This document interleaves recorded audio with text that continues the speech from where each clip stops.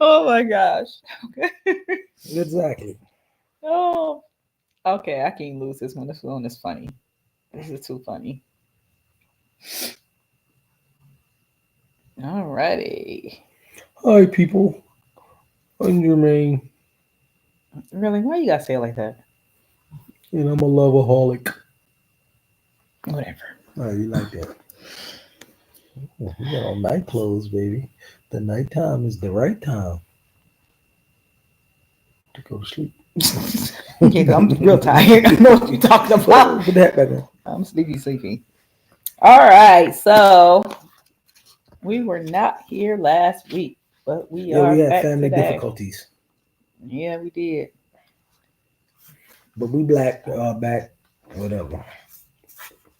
Of course, ladies first. So you, No, I'm not going where you first. No, go? I go first all the time. Yeah. Well, don't break the routine. I don't even know where we at. So we just read two additional chapters of this book. That is actually pretty good. I like it. Marcus Small, Becoming Married, Staying Married. And it's applicable to people who are newly married, to It's people who applicable. are applicable, Applicable. applicable to Applicable. people who are newly married and people who are have been married. Because actually, there's a lot of things in here that apply. So, in the first, not the first, the second chapter that we read, it talks about becoming knowledgeable um, and understanding how the two shall become one.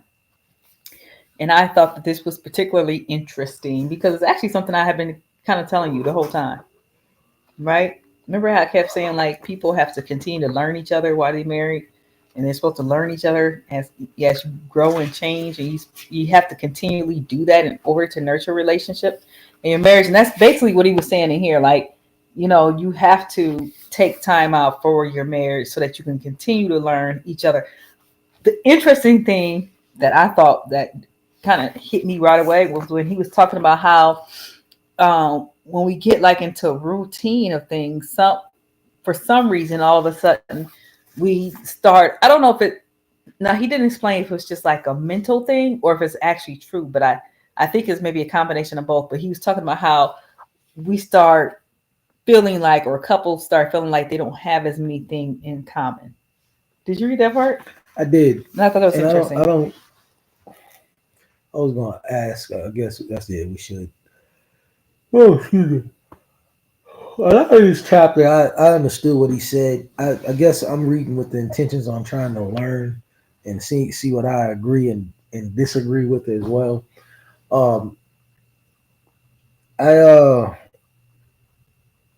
I did read that part, and I sometimes I had questioned myself. I necessarily didn't question what we have in common, which I do, but I'm saying I don't question what we have in common because of how he set it up. I question it in different ways. Like some of the things that they were saying, I'm tired, so I got to go back and I didn't mark too many because I was just reading. But some of the things he was saying in here, I don't think necessarily, and I'm talking about from us, my experience with you, Hmm. don't really apply to us, but I could see how it would apply. I'll say that. Well, okay, so this is what he says. He said, "What slowly begins to happen under this false sense of working together is that we find ourselves as couples with little to talk about and even fewer common interests." And but he coined that as because we stop sharing with each other, and that is true. When you, for some reason, people get married and they don't Yeah, that's the part share I wanted to. as much as they did when they were in a relationship. Like you can still share each other even when you're married, He, but you don't take the time out to do that well, anymore. yeah, and what he did was because I think, yeah, I'm glad. Thank you for bringing that part up. That's crazy that you brought that up. When I seen that, because he started talking about like when you marry, like little things like how was your day and just telling about your day. Hmm. I think people take that for granted. Hmm. That's why I started trying to actually listen to you more versus just because a lot of guys will just sit there and you're like, oh, my day is da da da da da, and they be like, oh, okay, yeah.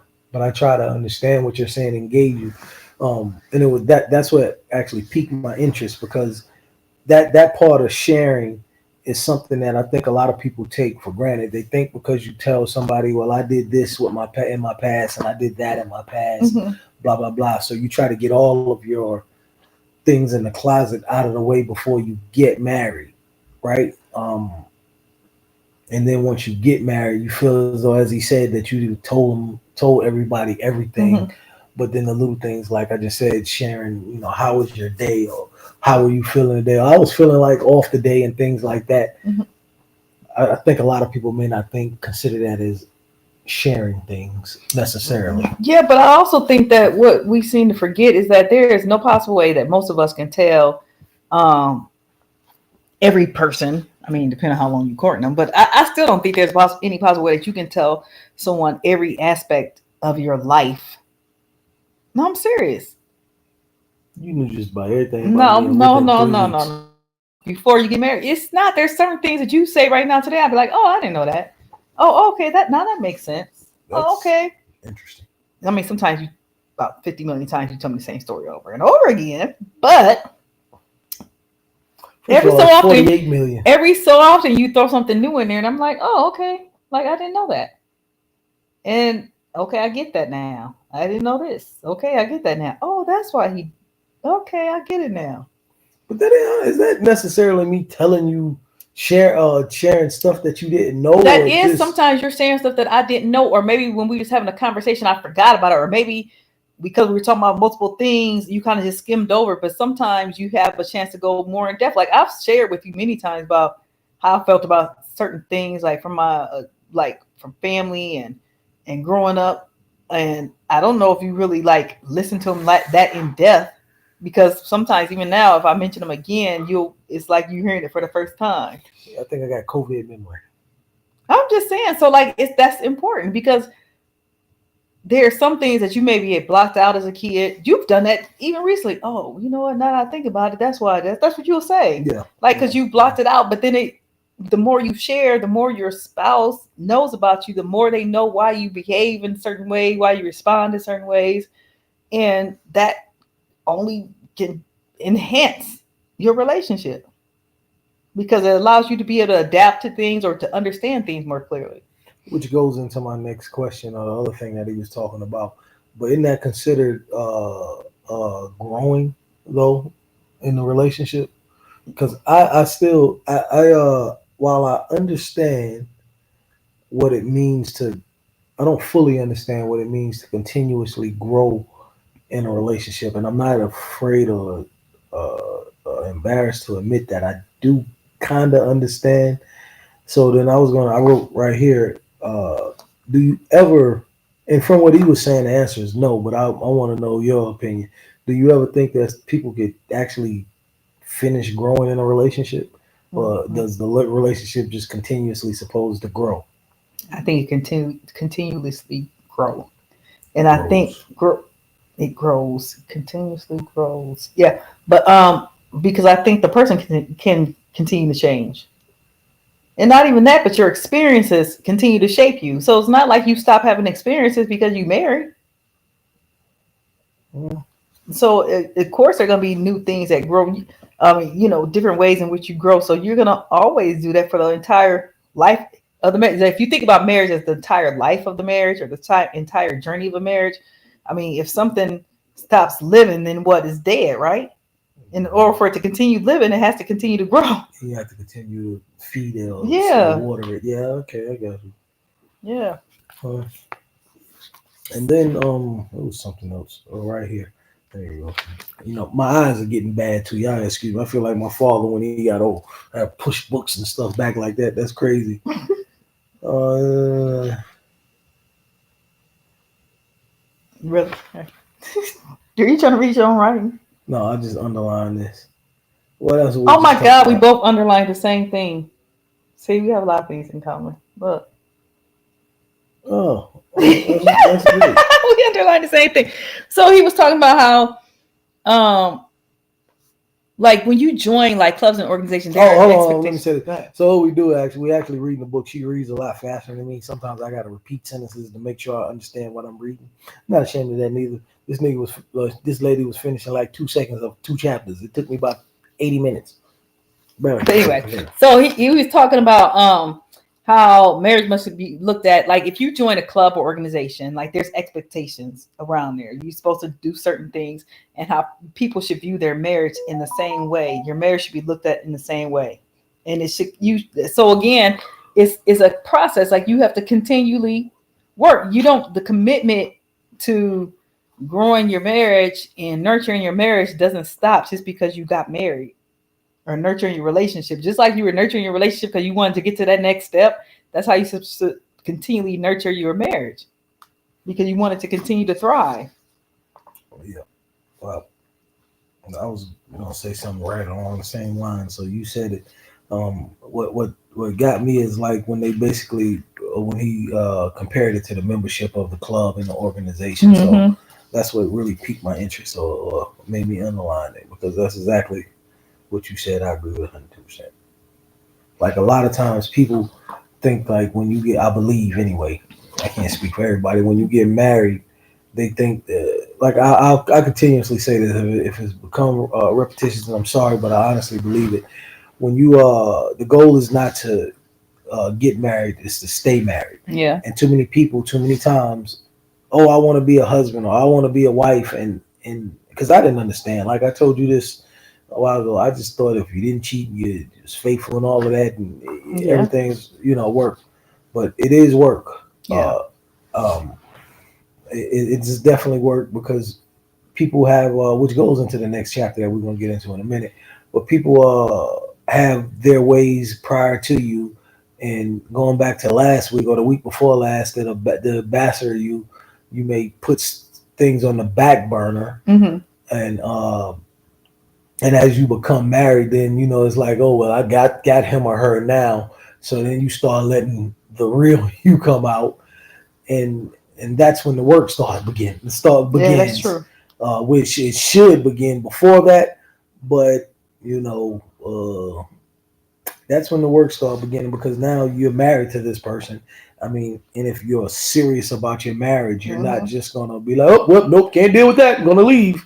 So then you have to learn how to compromise. You have to learn how to appropriately communicate your problems and thoughts and stuff like that. So Right. And then the other couple of things he talked about in this chapter was like the process of becoming. And he was saying like we have to learn each other as individuals, right? And then learn each other as a couple. So like that's two different aspects. Like you can't assume that you know everything there is to know about your partner, that you understand everything, or try to say you know how your partner is going to think about certain things, because the honest truth is that if we're continually changing, they may have changed in regards to a certain aspect. And how would you know that if you're just assuming this is how they're going to act? Like maybe it's something that you've complained about, how they respond in certain ways. So they've honestly worked on not doing that, but then you don't even give them the opportunity to show that they've changed that, because you just want to jump and just assume like, I ain't gonna say nothing to them because they're gonna respond this way. You haven't even given them a chance to show that they've changed. I'm guilty of that sometimes with you.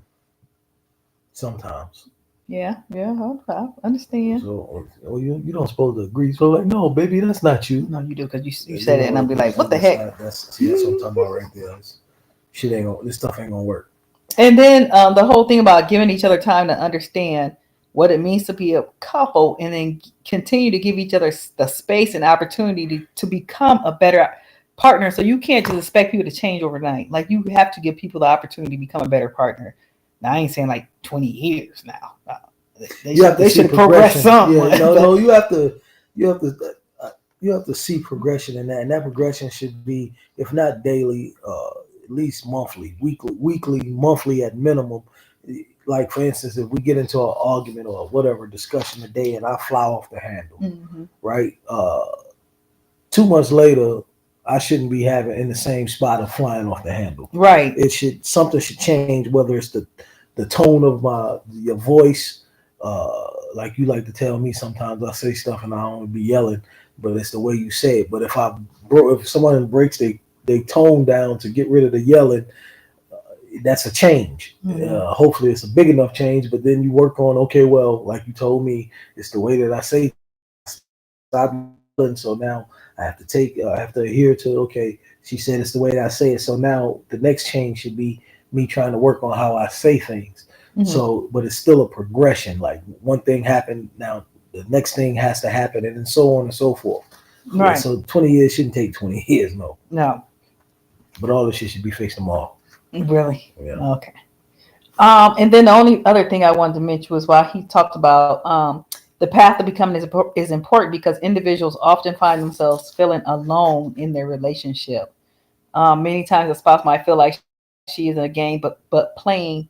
She's in a game, but is playing by herself. Um, and Yeah. that's a really important one.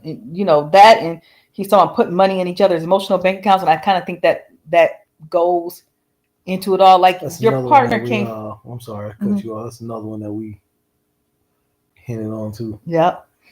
But like is one person can't feel like they're the one that's always um putting like they're always the one pouring out. And I think we were but said something like that. Like you can't just be the only one in the marriage or relationship constantly pouring and not feeling like you're not getting that same pouring back into you, because then what happens is you end up empty because no one's pouring into you, and then that makes you tired, and then makes you feel like he said alone, and like you're just in it by yourself.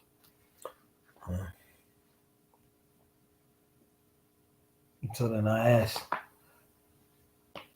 have you ever felt as though you were alone? I mean, you already told me like sometimes you told me, Yeah, honestly, yeah. you've told me that you by me uh you want me to take some of the burden off you. So um I guess, does that make you? That's the way to answer it. Ask it. That make you feel alone, Yeah, it does actually. but it makes you feel alone as far as how, like just the burden of the household. It doesn't make you feel alone as like you're.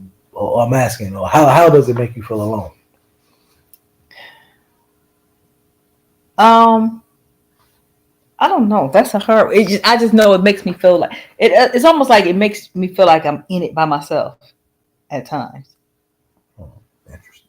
And so, like, even like sometimes, like if and I think I wrote that down in here too. Like, you know how they talk about nurturing your marriage, but sometimes I kind of feel like even with this show, or like even with this, with some of the stuff, it's like I'm always taking the initiative to say, hey, we got to do our touch base, or hey, we got to do the show, or hey. And in some ways that whole process of having to always initiate that, or initiate things that I think will help to nurture our marriage and stuff, makes me feel that way too. That's interesting. I mean, I hear you. So then, how do you, when I, because I've said this to you before too. So how do you combat somebody again? This is like when we was talking about the motivation thing. Mhm. How does that work with somebody that, like, while I believe that what you're saying is important, Mhm. I don't know, like I if, because a lot of stuff that I don't, I may not like we talk about the gym. If I don't really like going to the gym. Mhm. Yeah, but you already explained that to me, so you can explain it again for people. Like, I don't feel like going to the gym, and if she don't say, "Hey, let's go to the gym," I don't go, right? Or I'm not gonna say, um, "Let's go," this, that, and the third. As much as I enjoy doing this, because to me, talking about the touch base, this is another way for us to touch base as well. And I actually enjoy this, but it's something that I wouldn't be like, "Hey, don't forget we gotta do the show," or da Right, da but da that's what da. I'm saying. Yeah, Yeah. no, I understand that, but it's like, I guess my question is, how do somebody like me change that? It'd be the question. Because I mean, I have to make myself do it, and I've never been a type of person to make myself do something that I don't want to do. Yeah. So you don't want to do the show? It's not what I said. No, but I'm asking. But so that's the thing. Like even the things like okay, we have to be intentional about everything, right? And some things, like if you know your partner needs support on something, that's what that whole concept of pouring in. Like you have a partner that's gonna pour into you all the time, regardless of what it is, and they're constantly gonna be there to support you, even if it's something that they may not like to do or something, but they're gonna support you just because they know it's supportive of you. Then the expectation is that you give that back to them. Like, not, and no one's saying that you have to do it to the point of just being completely miserable the whole marriage. But even with our vision board, like those are things we came up with together. But then why is it on one person to try to implement that stuff? That's not fair. Like, we should both be just as eager to say, okay, now we're supposed to be doing this. Now we're supposed to be doing that. When are we going to do this? But I sometimes feel like if I don't say it, it's not going to get done. Like, if I don't wake up and say, hey, we're going to church today, or let's go to church today, like, you're not going to, I don't know if you're going to ever take that initiative and do that, even though that's what something that we said we would do. Now that the church part may not be true. Okay, but you haven't yet, though. Everything else, maybe. Church part may not be true. That's a good point, though, because I've been thinking about going to church. Anyway, but yeah, okay. You answer my question.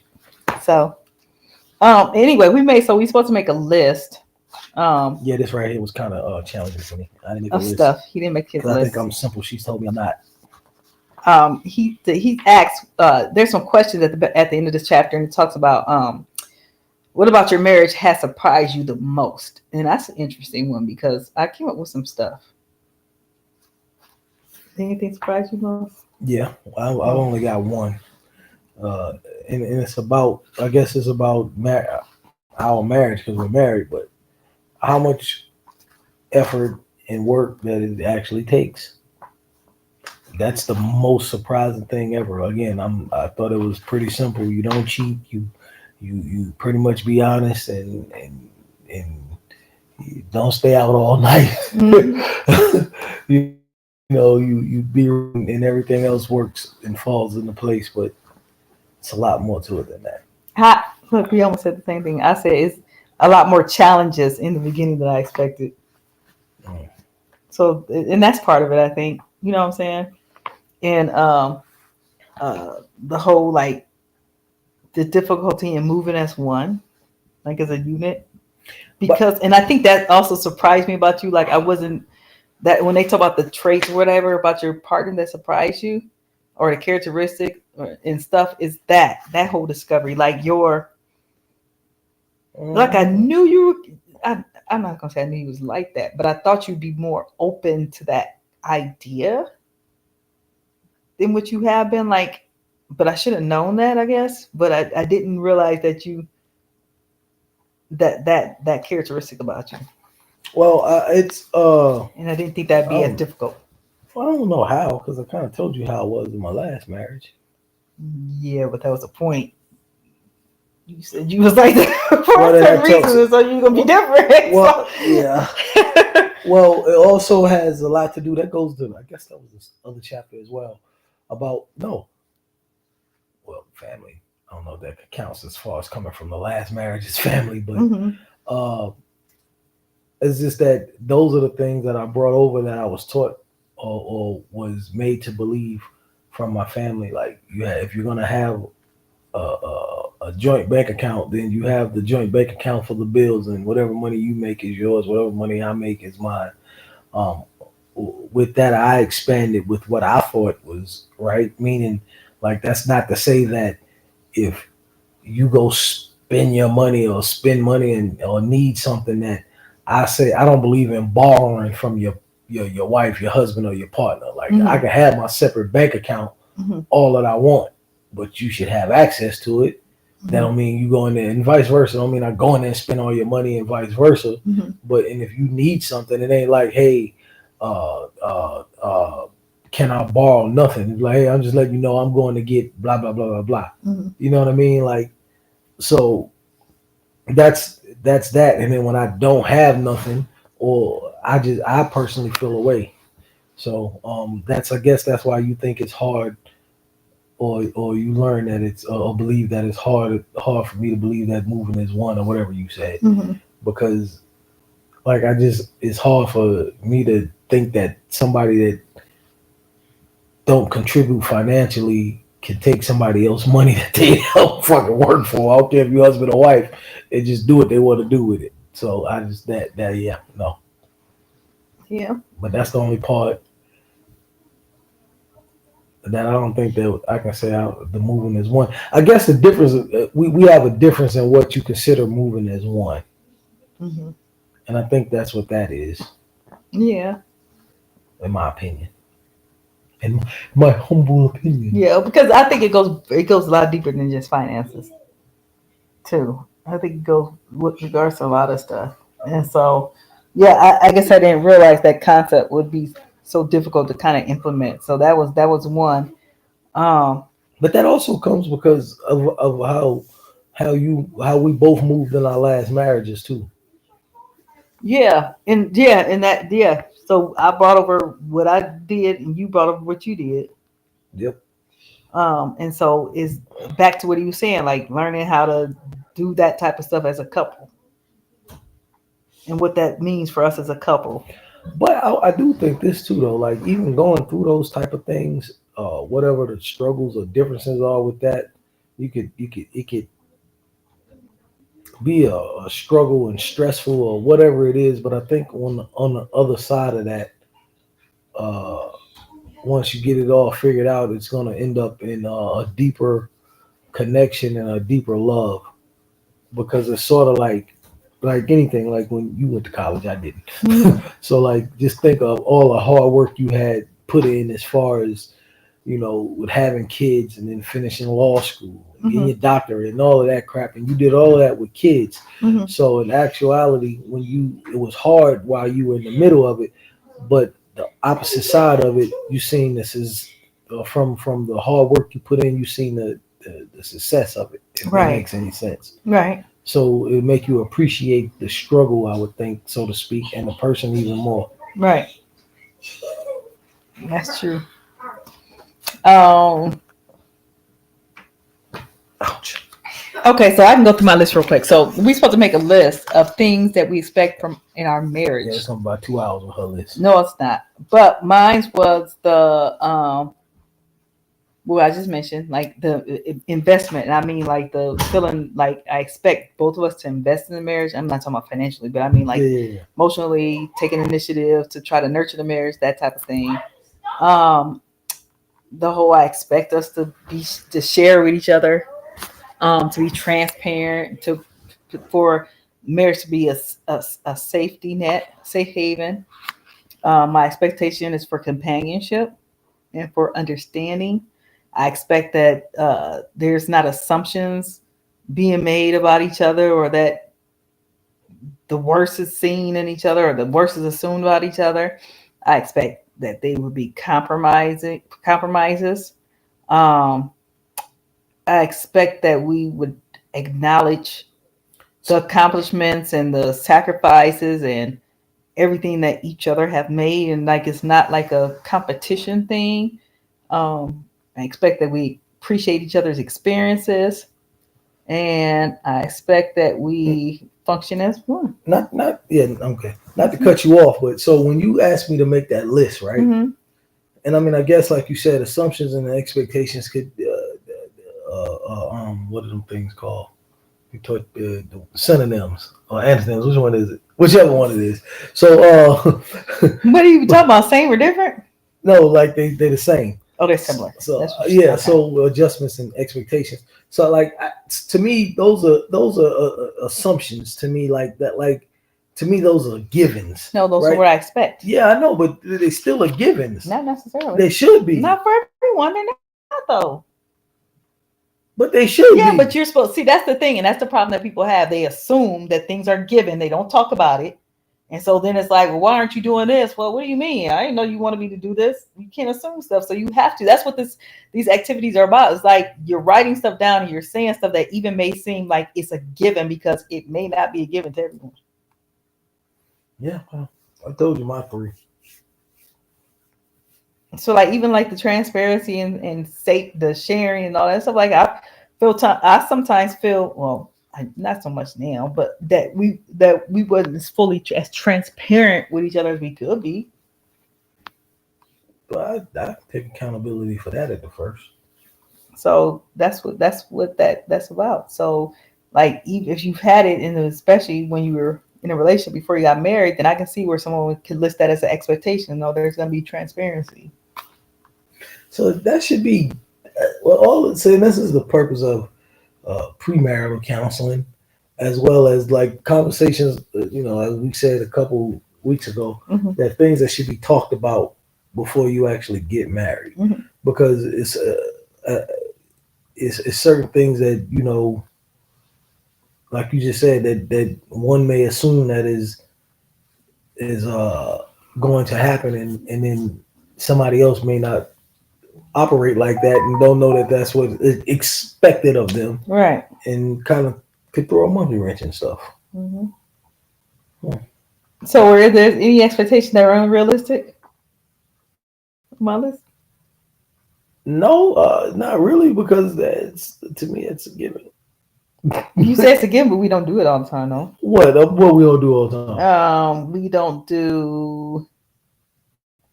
We don't acknowledge the um. We don't fully acknowledge sometimes that the sacrifices of each other.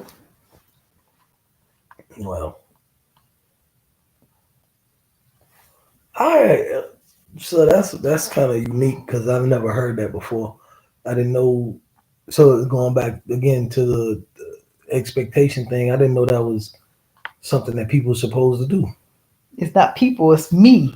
What you Yeah, mean? but I'm just saying that's what like for me is ground rules Just see, in a there you relationship. go. No. I'm just saying like that's not one of the ones that I would have ever like. And I get everybody is different and it's yours, right? Hmm. But for me, it's like it's certain ground rules that's already basically instilled in a relationship, even before you even get in one. Like if we weren't together and I was going to date somebody else, it's ground rules that's already automatically known.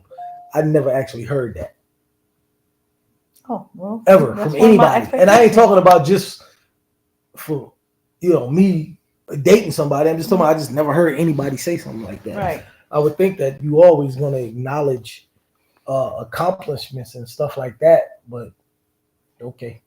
Well, think about it. A lot of people feel that way though in marriages. They feel like what they're giving to putting in the marriage is not being acknowledged, or they being taken for granted. Like their sacrifice of being home with the kids. Some people may say you're not even realizing that that's a true sacrifice for me. That I'm staying home, keeping home, and instead you're taking it for granted. So even that type of stuff.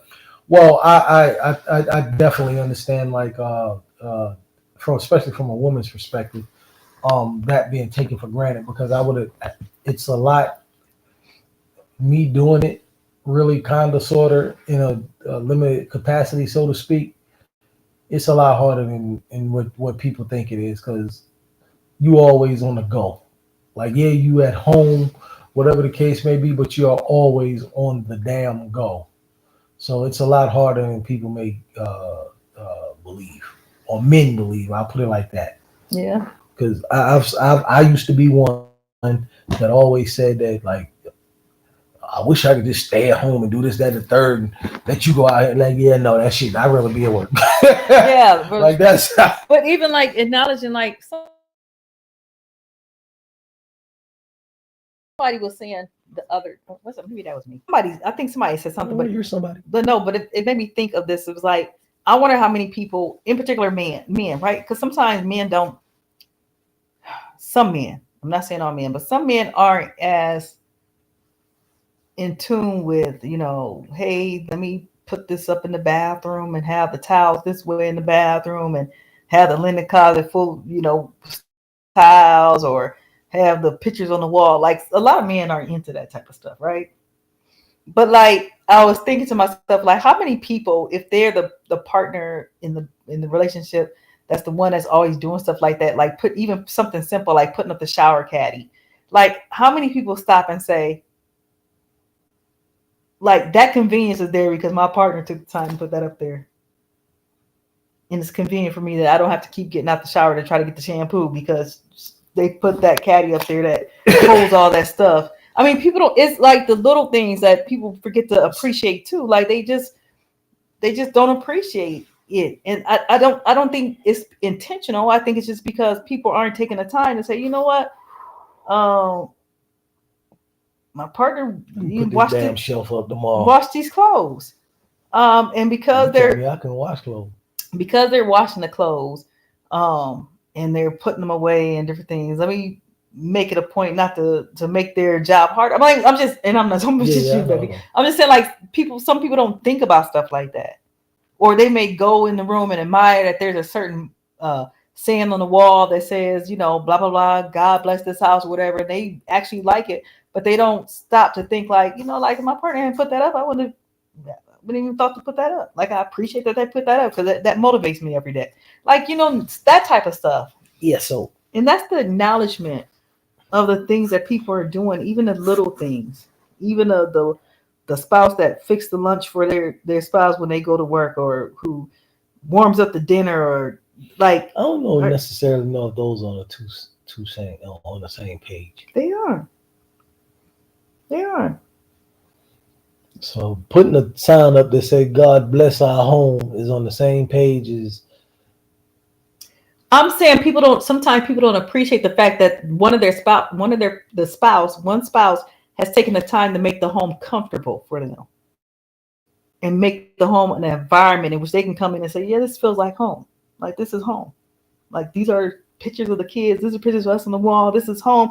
And they do appreciate it. Like, because some people say, like, you know, like if you got somebody as a bachelor, they come from a place that maybe they don't have anything on the wall, and they will actually say, like, they appreciate that their wife made their home a home by the different things they did, putting up the different wall hangings, doing this, doing that. But then how many people actually say that to their partner and openly appreciate it and recognize that, okay, that took some time for them to do that. Like, they actually took the time to kind of do this stuff where I would have took the time to do it. And that should be appreciated. Because at the end of the day, yes, it does make me feel like this is my home. At the end of the day, it does give me a home feeling as opposed to me just coming to a house.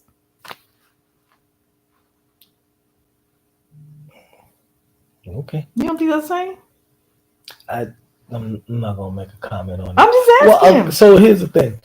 I think that goes to the morale or the mentality of the individual, because like everything that you just named, but you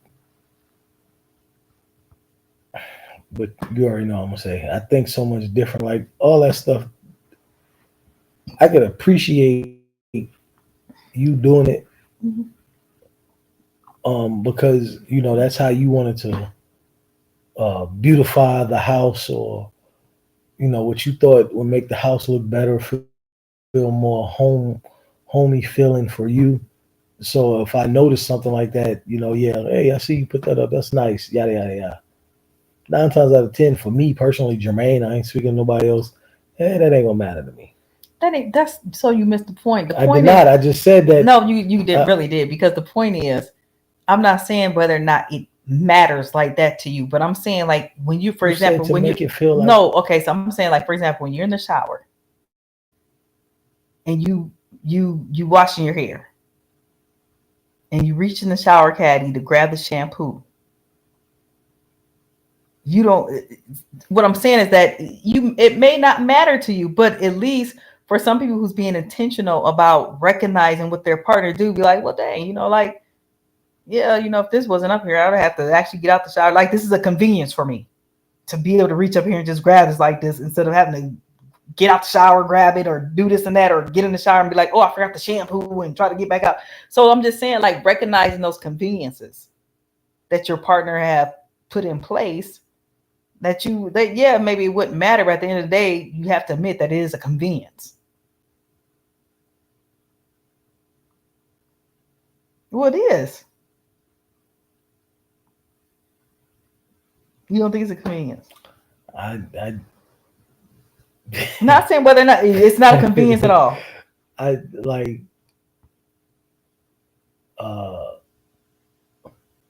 it's definitely a convenience. Is it a convenience to have soap at the counter, at the sink? I just don't. I'm saying, is that a convenience though? Yes, it's a convenience. I mean, you have to admit that it's a convenience. You ain't got to keep running into the kitchen to go get soap. Why would you go get soap? I'm saying, if you ain't got soap in the bathroom, or there's no soap at the sink, you don't have to keep running somewhere else to get soap to wash your hands. So it goes back to the little things that you were saying. So I would agree with you from that aspect. I'll just take Jermaine and how I feel out of it. So I do agree with you from that aspect. It definitely is a convenience. What do you mean how Jermaine feels? Just said, but because it's a So you don't think convenience. people should be applauded for making things more convenient for you or I, acknowledged for that? yeah, I can say you should. Yeah, yes, yes.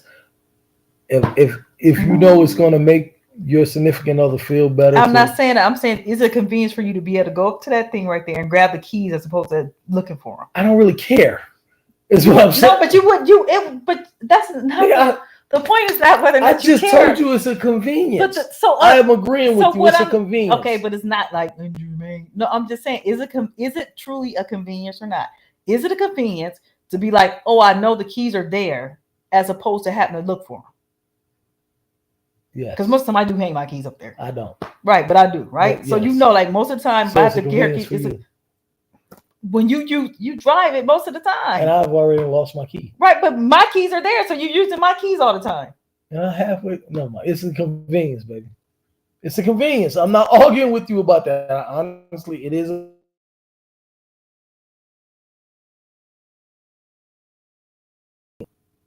I'm not. Yes, you really are. Now you make me mad. No, I'm not. Yes, you are. I appreciate.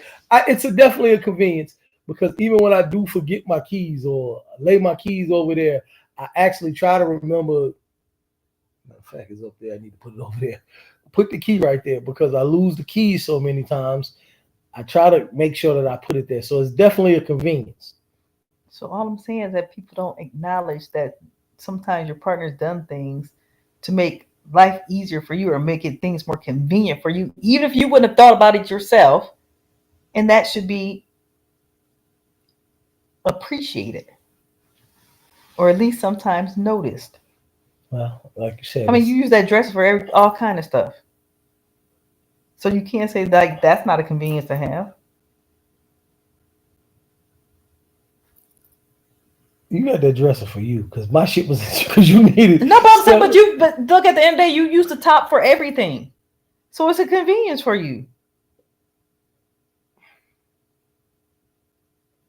You know, I'll get home. I would just put my watch up there, my rings up there. Like that's not a convenience. You know that's a convenience for you. I'm just saying. Okay. Anyway, so that was my list. I appreciate the dresser, baby, and the key rack. You know, you're missing the point. I'm not. You just said. Oh my god.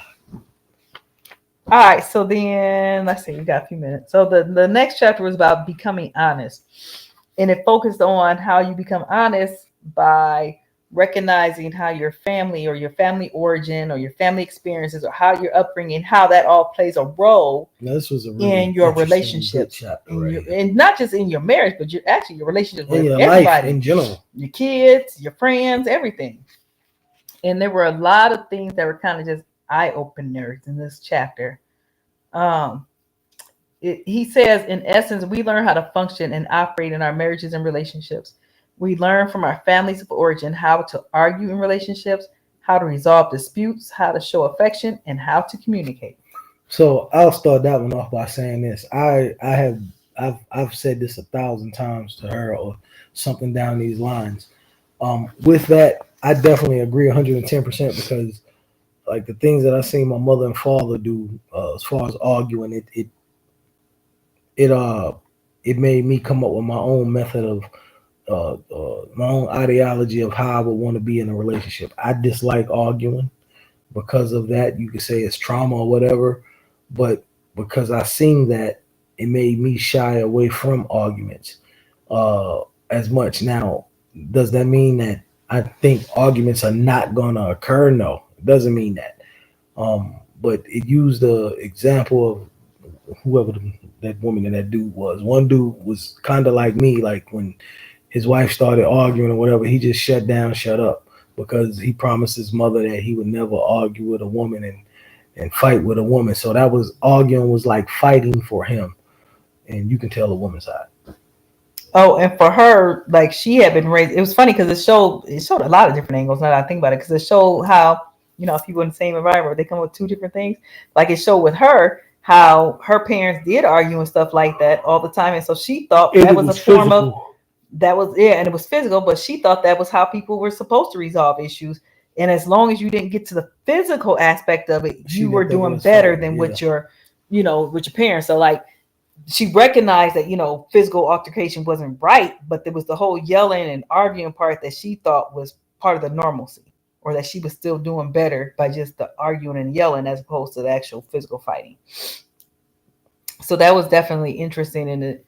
Um, I think it does play a huge role. It reminds me of someone has said our love language is based off of what was it? Something that we something that things that we lack. Like some of our love language is based off of things that we may have lacked in childhood or something. And I agree with that aspect too. So I think in some ways it can show people how to receive love, how to show love, what love is, and it could be at sometimes not always all negative, but at sometimes it could be highly dysfunctional. Because even if you go too far in the what you think is a good direction and overcompensate for something, that can turn dysfunctional. So a lot of that, man, it was something. A lot of that chapter basically it was like it was talking to me a little bit because it's something that I have been preaching to you about for the longest. It also talks about how you come from. Is that the chapter was talking about the different backgrounds? Yep. Yeah.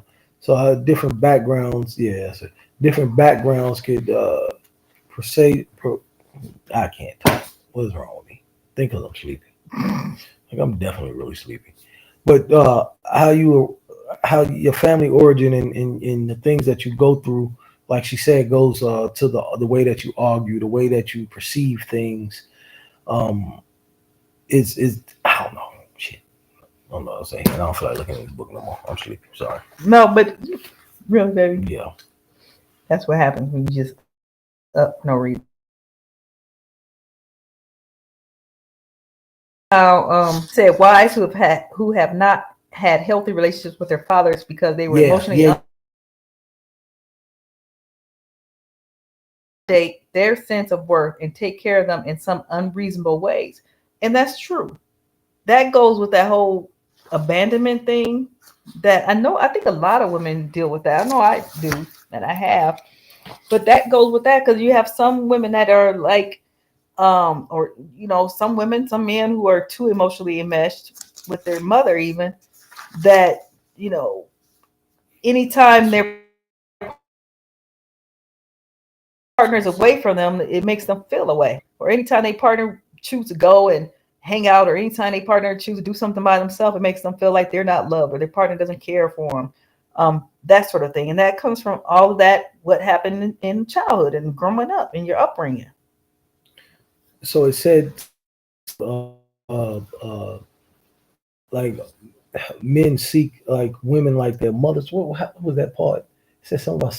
God dang it! All right, let me wake up. He said men seeking. It like I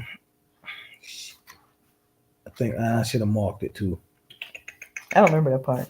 Yeah, it's in here. Trust me. They just read stuff that wasn't even in the book. Yeah, I'm making up stuff. I did it. No, I ain't making up stuff on me. What the heck is wrong with me, man?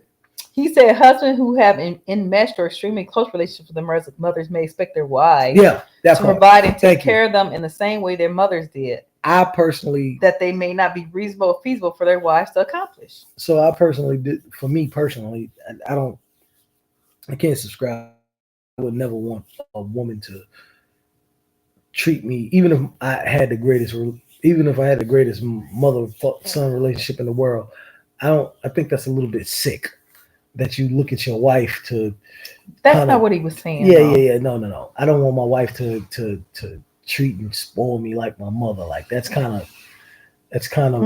He said provide and care, take care of them in the same way their mothers did. That's not. Baby, that's not what he's talking about. He means that some men were raised to the point where, because they were so close to them, like their mother did everything for them, right? Mm-hmm. So they didn't have to do their own paperwork. They didn't have to do their own. And some men will rely on their wives to call and make their doctor's appointments. They'll rely on their wives to handle all their business affairs. They'll rely on their wives to, if they don't get something done for the wife to accomplish it. That's what he's talking about, stuff like that. Okay, so And there's a lot of men. There's some men that do that, that don't have close relationships with their mother, because Me. I don't know what that's about. But I rely on you to do all that but I'm just saying. But there's a reason why you do that, though. because I'm lazy. Well, okay, but there's a reason why you're lazy like that, though. Again, Whatever that because reason maybe you is. didn't have to do it growing up. Because it could be the opposite. It could be because some people may be like that because they were never forced to be responsible about anything, or never forced to do anything like that. So that's another way in which that can play. If your parents never forced you to sweep the floor, your parents never forced you to necessarily have super great grades, or their parents never force you to take initiative to do stuff, then you may be one of them people that when you get married, you expect your spouse to do all that for you. I don't expect you. No, so, I'm not saying you, but I'm saying you, a person Well, may I'm talking about me. expect, or they may be like, Hold it's on. not going to get done if my spouse doesn't do it. Exactly, and that's how I am, right? And it's because of everything that you just said. Probably, I've never had no boundaries or discipline or whatever. I always did what I wanted to do. So if you didn't do those things, I'm okay with that. I don't expect you to do it or nothing like that. It's because of whatever you want to say, but it's like even with the doctor appointments, like you had to make me go to these doctor appointments. I wasn't going to do that. So what I'm trying to say is this right But here. that's that whole becoming process, though. So then what happens that a person can expect somebody to do something without knowing that they're expecting them to do that, if that makes sense. They could subconsciously expect someone to do something through their actions. You ask me out? Yeah. Okay. Because, for example, if a person knows that their family is relying upon them doing X, right? Like if you don't do X, this is going to happen, and it's going to be detrimental to not you, but to the whole family. Yep.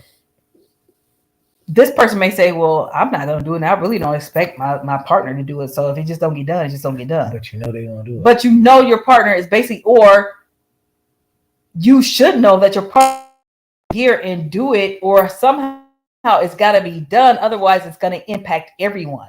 So there can be an expectation without it being said, or expectation through somebody's lack of. Like you don't have to say, oh, I really expect you to do that. But if somebody's lacking in an area, and that lack is going to impact everyone as a whole, then somebody's going to step up. It's no different than at work. Like if you're working on a project, or like even when I was in school and I had to work on group projects, that's why I hated them.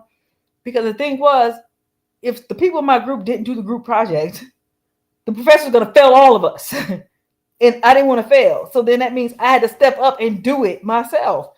And then I did go back, and one time I told the professor, hey, they ain't do nothing, so they better not get a grade. But the point is, I had to do it. I couldn't just not do it and then be like, well, I didn't do it because they didn't do it. But no, it had to be done. Otherwise, I was going to suffer the consequences. So that's the thing. You don't have to say it. But just by not doing it, sometimes people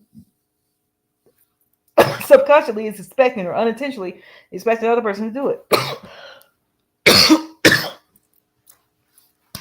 What? That don't work for me. What don't work for you?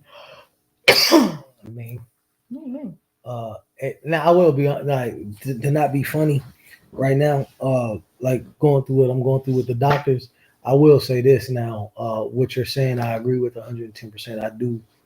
I hate to say expect, but certain things like when I go to the doctor, like I feel as though sometimes I am codependent on you and I expect you to come because you know how I get if they say some stuff that I don't like, or tell me I got to do something. What I'm gonna do? I'm gonna walk out, or I'm not gonna do it, or I may misread a diagnosis wrong or whatever. But that expectation comes because like you wouldn't have made me come here because I would have never been there. I didn't expect. Matter of fact, if I would have knew I had to go to the doctor this much, we probably would have never got married. To be honest with you, because I don't like doctors. So, because I like even going to the doctor, I like. It's another reason that it's going to sound crazy. I don't believe I'm going to say this on the internet. One reason I ain't go to the doctor too is because I ain't like sitting there feeling all that damn paperwork. So if I gotta go to the doctor because of you, you gonna fill out the You paperwork still for don't me. fill out the paperwork. That's my point. Because you want to make me have to go to the doctor. So that's See, your job. there's no excuse. That ain't subconscious. That's purposely. There's other things that have been that you have Tell you what, I communicated expect, through actions more so than anything. So whether you want to admit it or not, it just is. Like, because at the end of the day, we live in the same house. So there's certain things, and no, you're not saying like you expected, but you know dang on well that I'm not gonna let your clothes stay on the floor for a whole week. I'm gonna eventually just pick them up, or I'm not gonna let them stay on the floor for a whole week. I'm not gonna just not wash the clothes. They're gonna get washed. Well, and that's how you do it. And people have to do it in the professional world. Have to smile when they get pissed off. Look. So now, first of all, no, only reason I don't wash clothes y'all don't listen to because him. you told me that you don't want me washing clothes. How in the hell you think my clothes was getting washed before I met you?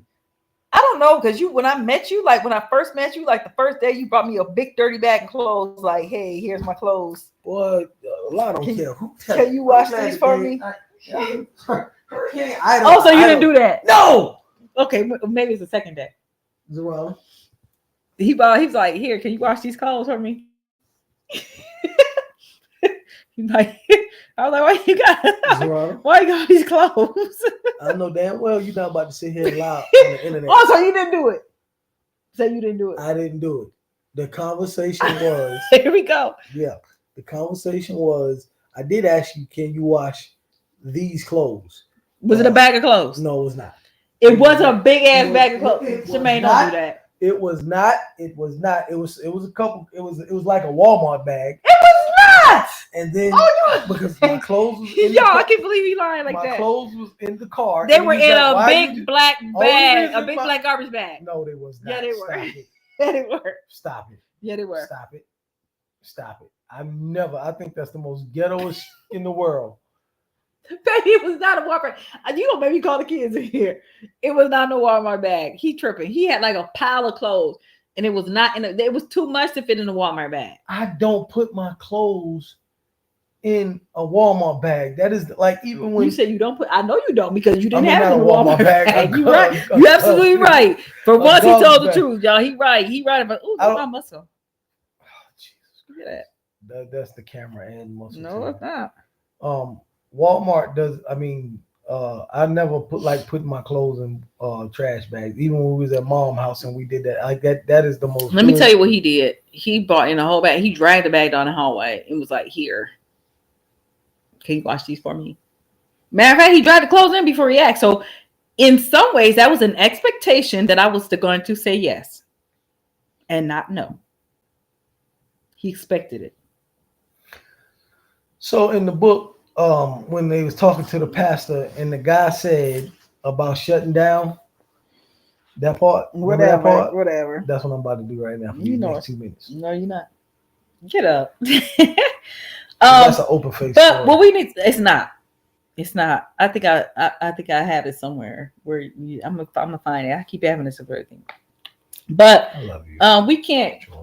Whatever the rest of the chapter is interesting. I do want to talk about it next week because we don't have time to talk about it today. But it's called about differentiation, and he talked about the differentiation process is the healthy process of managing our thinking versus our feeling. Which I think I try to do. Now say I don't. Oh God, girl, on camera. When is domestic violence month? I can't with him because he's gonna really sit there and tell me that. So how many times have I told you?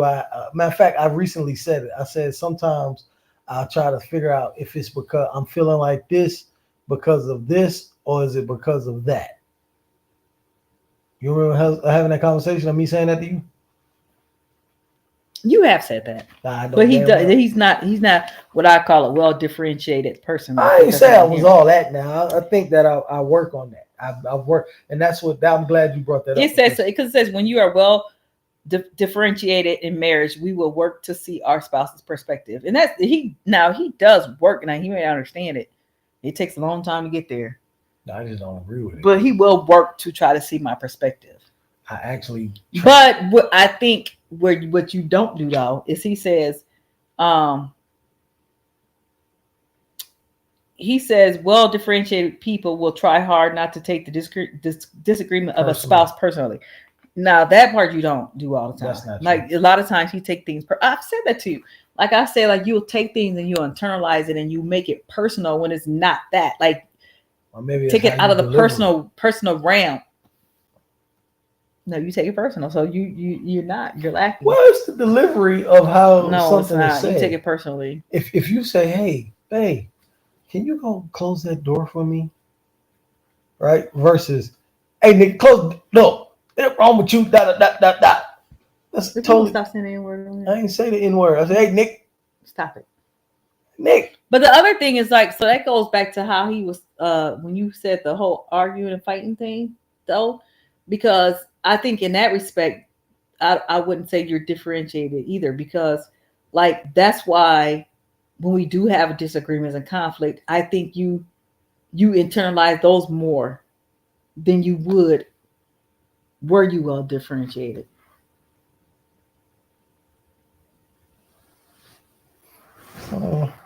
Like sometimes be like, what is the big deal? Like, dang, it's not that serious. Yeah, I feel like that as well with you sometimes. Yeah, I know, but I'm just saying. But sometimes it seems like, okay, well, why? How do he take this and make it about that? Like, I'm confused. Like, so I think, well, that's a breakdown of communication in general.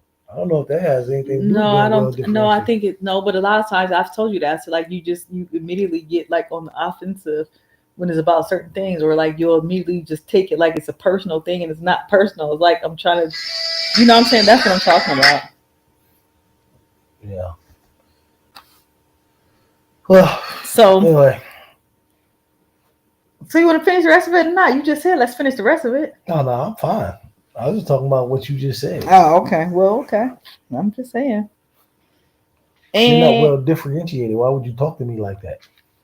You were in your feelings. What else did he talk about? Now, I will say I do that, though. When he said we take offense to them not agreeing with us. Oh, yeah, you definitely. In the event we do not want to be hurt or disappointed, we go along with a spouse perspective or opinion because we do not want to be let down or made to feel that our idea or perspective isn't good enough or well received. That part I don't do. I would shut down or go along with your perspective just to rid the conversation. Well, because he said that too. He said they for the sake of relationship, may make compromises that they would not make if they felt more secure about their identity. So no, I don't know. See, that part I disagree with. It ain't got. You're very sensitive. First of all, you're extremely sensitive. First of all, and easily hurt. Just like he said. First of all, I'm a gangster. Let's get that out the way. Ain't no sensitivity over here. You gonna cut all that out? Extremely sensitive. Nah, I wouldn't say all that, but it doesn't go to the point of me not having an identity or whatever. With me, he didn't say not having an identity. That's what you just said. That's not what he said. He said not secure in their identity.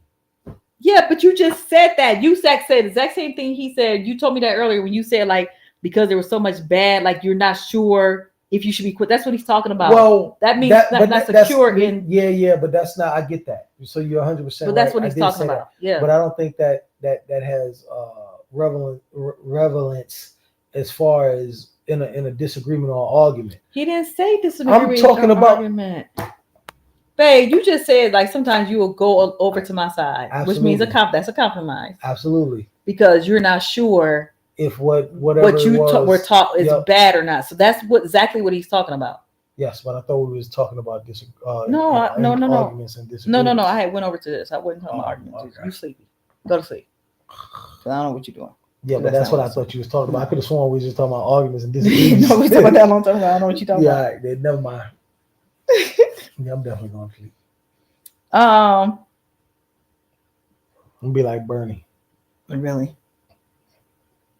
But anyway, so this chapter talks about a lot about the family, and it's very deep. And I told Jermaine that I thought like some of the stuff we kind of need to talk about.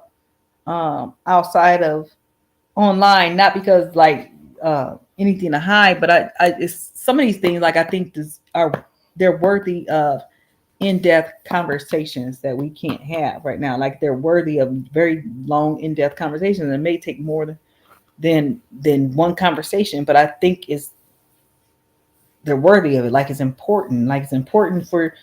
I don't know how much of me growing up and my experiences like Jermaine has really sat down and really thought about, or even thought about how they impact me as a person, or has even thought about why I feel certain ways. I know. I mean, I know he knows about what I went through in a previous relationship that was abusive and that, but I don't think you That's sometimes fully You're right. understand like the extent of my upbringing in itself and how it impacted me.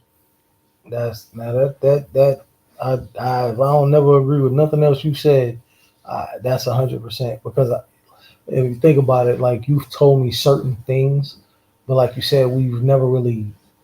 I think that we never really indulged into deep, intimate conversations about certain things. I think I've told you like all of my quote unquote deep things or whatever because it's like that's I'm not that I've dealt with them, but it's just like my life and it's just like I wear it on my shoulder. You know what I mean? Like on my sleeve and how I act, how I behave, and all of that.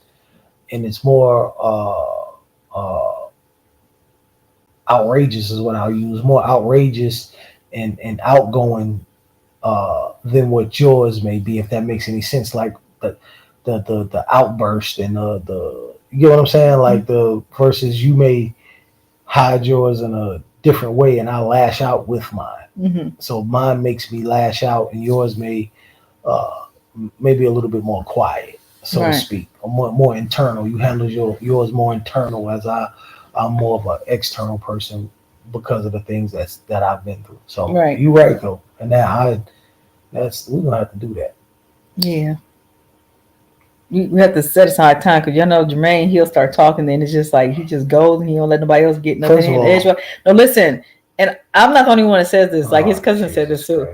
Like so he'll just talk, and then like in the middle of you talking, and you're like, so he'll get everything out that he want to get out, right? And then in the middle of you giving out, he'll all of a sudden do something like that, or he'll all of a sudden. Like I'm talking to him, then he'll get up, just start putting on his clothes, like, okay, I'm getting ready to go outside. And it's like, well, dang, I wasn't even done talking. And it's funny because I thought who that mean talking too much? No, because I'm saying after he didn't spend an hour talking about himself, right? So like I thought that was just happening to me, but then the other day was so funny because he's on the phone with his cousin. His cousin said the same thing. He was like, I wasn't even done talking. Jermaine did all this talking. Like his cousin was trying to get a word in, he couldn't. And Jermaine just talking. But you gotta say important shit. And his cousin was like, yeah, man. So Jermaine like, okay, I'm gonna get off the phone now. Yeah. His cousin was like, I wasn't even done talking. I'm like, okay, so he does that for everybody. That's actually not what he said. That is what he said. He said, yo, you know what? You effed up, man. Yeah. I wasn't even done talking. Because that's what you do. I was just like, it's more like it shit don't be about y'all. If I'm getting it off my chest, I'm the one that brought it up. But sometimes we be the one bringing up stuff. Like his cousin will sometimes call him. He'll call Jermaine for something. And then all of a sudden Jermaine starts giving his opinion and he'll break down. Then his cousin be like, yeah, man, okay, all right, let me get off the phone, man. I'm getting ready to go into the store. His cousin like, well, dang. Why you do us like that? You don't care. You don't care about. No, you don't care about what we got to say, Jermaine. I was asleep. Yeah, I know, because none of y'all niggas people say is important. It's only me. See, that's what I'm talking about, and that's what we be doing. So when we do this in-depth talk, we have to set aside time. No, I'm gonna put some tape over my mouth. There you go. Oh, we should try that. And you can't go anywhere. You have to sit here and listen. Why don't you give me some headphones or something? Some headphones? Walkie-talkie. No, nope, because that's what he doing. ADHD, man. That's why I take that medicine. Really? Yeah. Let's see what else he talks about. I don't know, but this chapter was interesting. It was one-on-one family. Again, if no one has this book, and you thinking about it, I think it's a decent book so far. It is, and again, I'm still like I was only going to read one chapter, but then I read the first paragraph of the second chapter because we said we was gonna read two, but I didn't feel like reading. I don't like reading, but I started reading that chapter, and I actually kind of it started making me think about certain things, like why I act like I act, and it's because of my family situation. So yeah, that's very interesting. It also said that something to the extent of you don't necessarily have to let go everything Right. from your family. Basically, it said you everything that you been the experiences you went through with your family, you don't have to let go, but you just need to learn how to compromise with it. Basically, is what I got out of it anyway. Yeah, because he was like, not everything from your family is negative. Though. Yeah, Like that's there's what he some said. things that are definitely positive. So those things, like, yeah, you don't like even with you know, like he has us make a list of like negative and positive behaviors, and I made a list of stuff. But then like the whole fact that my family is so family oriented. I mean, I don't think that's a bad thing. Like he's a positive. Yeah, I can't. I told Zorana this like before we started talking. Like I don't. While all of them are the same, to me she's kind of different than them. And I can't explain how. And what I mean by that is just that everybody in your family is, of course, most of the people are educated and God fearing and loving and caring, all that stuff, right? And you're all of that, but you have an extra something bite about you, edge about you that it doesn't seem that they have. Now I have heard the stories that Belinda and Sash used to be like this or whatever the case may be. So I can't necessarily speak on that thoroughly because I never got to see that part. You know what I mean? Yeah. So maybe it is. Maybe you are like them, and I just didn't get to see them in their heyday. But like you say, they way older than you, which is hard to believe because you the only person in this world older than your mama. Whatever. Shut up. You always say that. Well, Who says spice? She's spicy. yeah, that ain't spicy. That's caliente. Woo! So yeah, and Tia, you know what? You I heard something about you too, Tia. They say you used to be kind of rough too. So Really? it's hard for you to believe. Well, apparently Tia's Belinda's Tia's mommy. So Yeah, now, but- so how you gonna think that Belinda and them aren't spicy? But so how Belinda said it in church, when she kept bringing it up in church, she was like, "Whoo!" Back when I was Lord. So like, even then, God was in her, so it couldn't have been that bad because she was like, "Oh God." So that means God was in So her. she's beating up people in the name of Jesus. Yes. Okay, yeah. She put hands on them in the name of Jesus. That's what she did. Right. But yeah.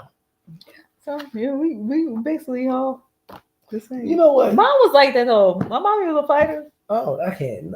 I take that back. I'm about to say, no, you know. Mom got on my ass that one day. I was kind of scared.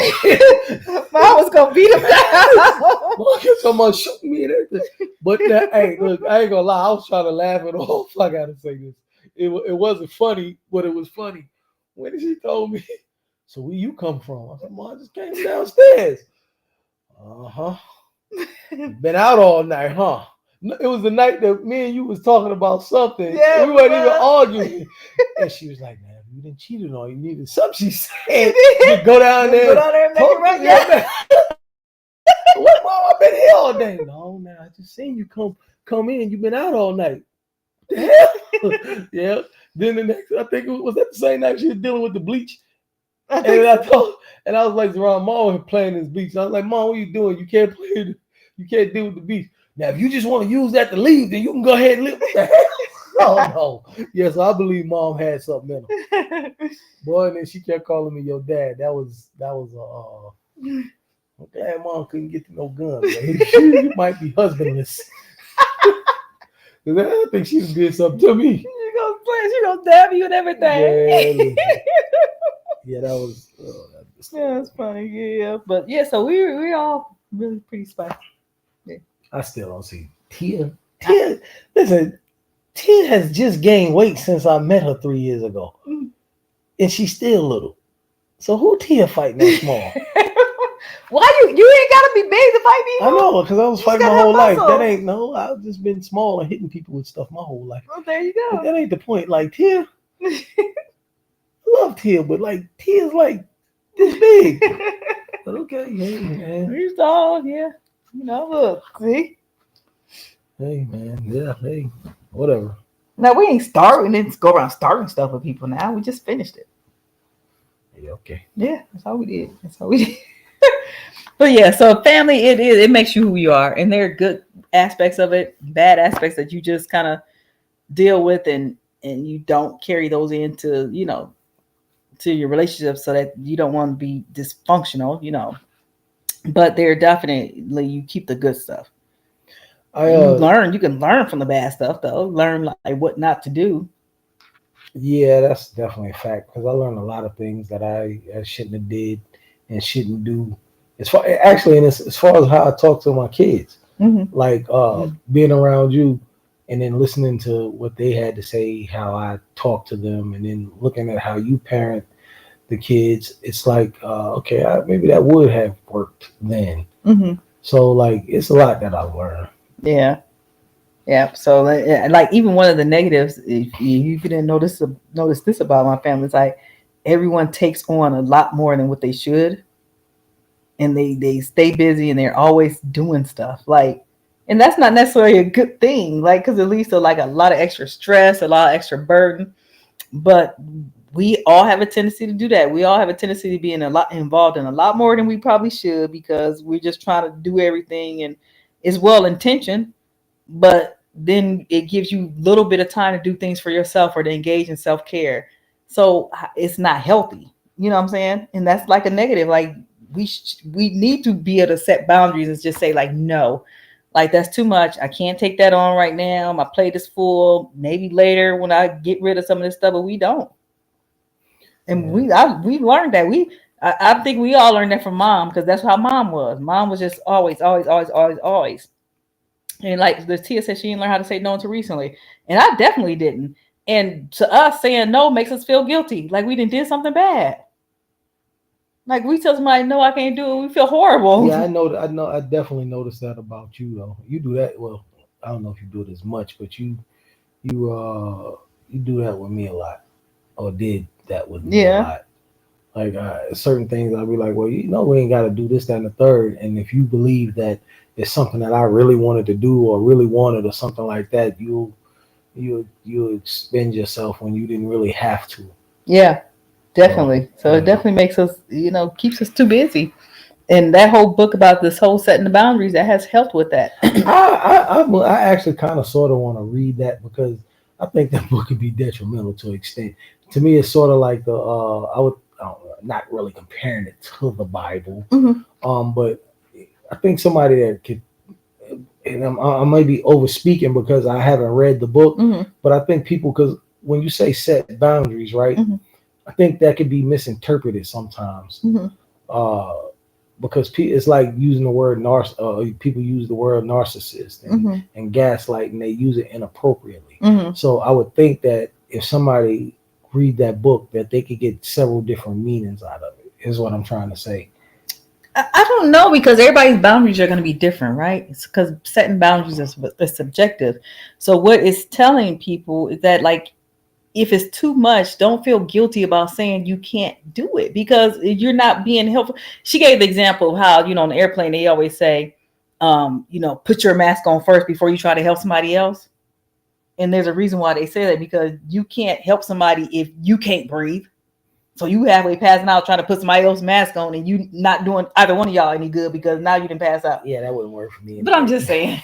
But that's what they're saying about the boundaries. It's like you have to set boundaries. Otherwise, you can't work at the capacity or the fullness of you without those boundaries, because you so overwhelmed. And the lady that she described in the book reminded me of myself, because she said, the lady came in was just like, how sometimes I just be like, I'm just so overwhelmed. Like, I don't even know why I'm overwhelmed, but I just feel like I don't have anything else to give. And that's from that whole not setting boundary thing. That's that whole trying to take on everything and feeling guilty about telling somebody no, or feeling like, oh, if I tell them no, they're gonna be mad, or I don't want them to get upset, or that. I mean, it comes from all that, and we do that with regards to work, jobs, and everything. The air conditioner in the house. I'm just saying, like we do with a lot of stuff. We just know all the time. I tell my taking the L on. We take on stuff that we shouldn't be taking on, and that's what that boundary thing is about. And a lot of people don't. It's funny because the thing is, a lot of people get upset when a person set boundaries. Especially if they're used to a person always doing for them, and then all of a sudden the person says, you know what, I can't do that. I'm sorry. I do want to. I wish I could help you, but I just can't do it. And then the person that they say that to may get upset, offended, offended. Well, dang, why is he doing this? That's exactly where you were going with that, learning to pull away too, because like if you've been, like you said, doing, and then you finally set the boundary, like, you know what, I'm gonna bag away a little bit and not do like that. For somebody that's so used to doing it, and it makes them feel bad not to be able to, I guess that's where, the learning to pull away too could become a little bit difficult too, because even with doing that still may bother somebody. I'm cool with saying no.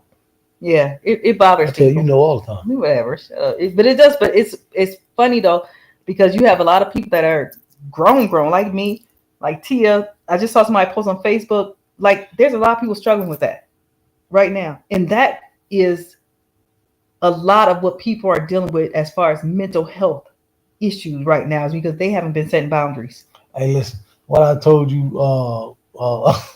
when whoever that dang old woman was, and what I always tell you, put it on me, I don't care. Yeah.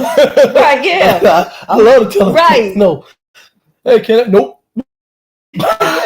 But yeah, that's the thing. Yeah, we do have guilt when we tell them no, like we can't do that. Oh, well, good. Let me go spend about $4,000-$5,000. No. What? I know how to set them boundaries now. Financial boundaries. You don't feel guilty? No, you should feel guilty. No. Well, I'm gonna hit you with the kid face. No. But I'm glad you brought up kids, because it talks about even setting boundaries with your kids. Yeah. And you do. And I've had to do that to Thani and them, just for when I know they don't necessarily want anything, like they just come in and ask me for stuff. And I have had times that, okay, Thani, you got to give me 5 minutes, give me 10 minutes, because I just need some time. Like, just give it, because that's better than me getting irritated and yelling at them for no reason, or getting irritated and showing frustration. So I'll say that, like, Thani, give me 10 minutes. Give me 10 minutes, baby. Like, before you come, just give me, and he'd be like, okay. So see, that's what I'm saying. That's why I learned, because I would yell at them and it make me feel better. I don't care how they feel afterwards. I just get your hand over there.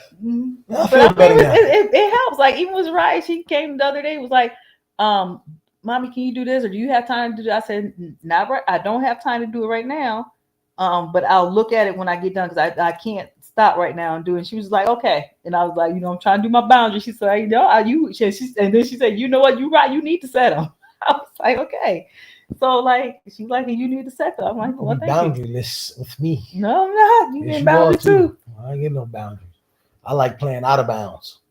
See, and that's Tori being attuned to you, in tune with you too. Yep, definitely. That's because that's good. Not mine. Ooh, I wish y'all. I just wish it was Tori instead of me in the car with that dude today. I had the devil in my car. I just want you to know that. Oh Lord. I had I'm not even gonna tell the story, but I had the devil. He started telling me that if the devil come back, the devil ain't killed nobody in the Bible. It was God. And they tell you don't listen to the devil. If the devil come back, he gonna have a conversation with. I couldn't get that dude out the car quick enough. Like I almost wanted to end the ride, but I was like, oh no. I felt like Satan himself was there. I was like, dang, Satan black with gold teeth. She knew that conversation was gonna start out wrong. We talking about, man, I just got out of prison. What? Whoa, nigga, whoa! Grab this gun. Because he's been in prison. Man. No telling what type of spirit. Oh no, he's old. I ain't tell you that part. We can get online. But Tia, this dude said that the doctors be stealing the women's blood, and he was in prison, and then they came to get blood from him every 30 days. Why they need that much blood? They need us. He said the white people need us to survive, so they taking out blood. Yeah, he had some spares Boy, on him. I cocked that gun. I'm gonna shoot everybody. I'm gonna go back to your house and start killing people. So I should have baptized the bullets. I'm no put the holy water on the bullets. You know what? Yeah, that was anyway. Yeah, All right. he was just interesting. You're right. Go sleep. So yeah, we gotta get up in the morning and go work out. No, so. we don't. She has to. We're getting up in the morning to go work out. You're getting I'm up in the setting. morning I'm to go setting work boundaries. out. You don't tell me what time I'm doing and what I'm doing in the You morning. know why I came with you. All right. All right. Love All you. right. Next week, Wednesday. What time we do this? 8:30. 8:30. We did 9:30 today. We're gonna do 8:30 next Wednesday. We're gonna get time. We're not gonna be an hour late, but good thing is we was an hour late because I cooked Kyra's birthday dinner, so I did cook it. Yeah. Ask her how old he is. Zamar didn't know. Zamar said he was just 21 today, and I said no, he's not. I said it's 22. Zamar don't know how old she is. Zamar, how old are you? 15. So that don't count. Like that. Oh Lord. Zamar is the only black blonde girl I ever seen in my life. You know it. So you just stereotype blonde hair. I do. All of them. I can't do no with him. All right. Good night. That's why Nicki Minaj act like she act. Whatever. Good night. Wednesday, 8:30. All right. My kiss. I can't with you. Man, it's hot.